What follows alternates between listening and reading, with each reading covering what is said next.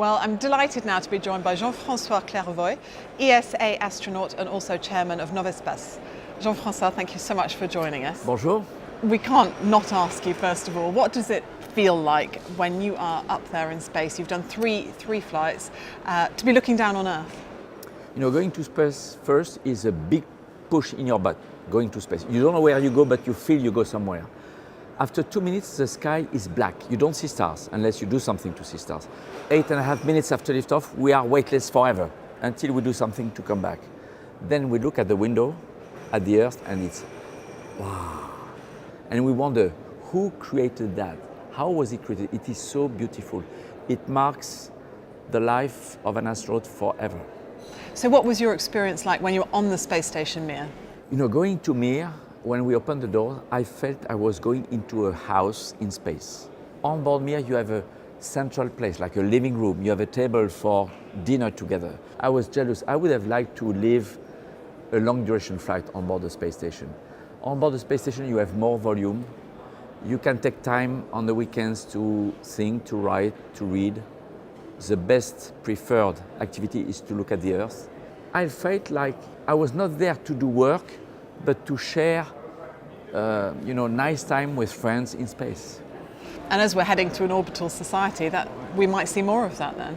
I think we might see more of people living in space stations and tourists going there just to experience on themselves the fact of being in space, in weightlessness, looking at the Earth, not feeling your weight anymore to the point you forget you have a body.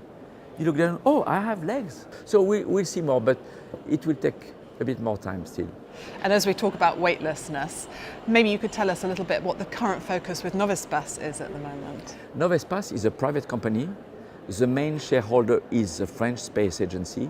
We created the brand Air Zero G, like a name of an airline company, with which we fly private flights, 5, 6 flights, 8 flights a year maximum. We mainly fly for science. Our plane is a research laboratory. It is like a mini ISS flying weightlessness by a short period of 22 seconds. And sometimes even company by a flight, like the champagne company Moom in France. They ordered a flight last month to fly with Usain Bolt, the fastest man on Earth, to demonstrate a champagne for weightlessness. And I raced under moon gravity in the plane with Usain Bolt, and he won, of course. Well, yeah, it was maybe not a fair contest.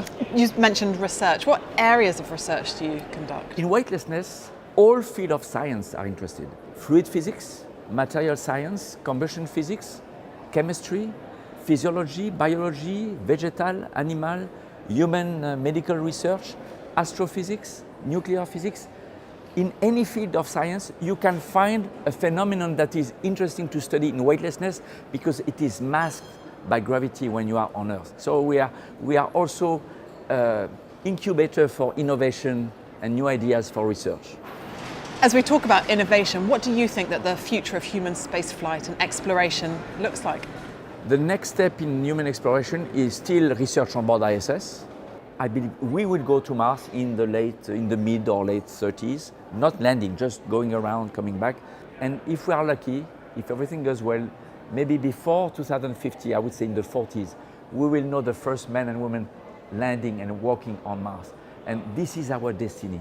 And are you excited about that? You know, if I fly in space at the same age as John Glenn, when he flew his second space flight, 2036, I might be still active astronaut and fly around Mars. Well, you heard it here first. It could be you, Jean-Francois. Thank you. Thank you so much for joining us.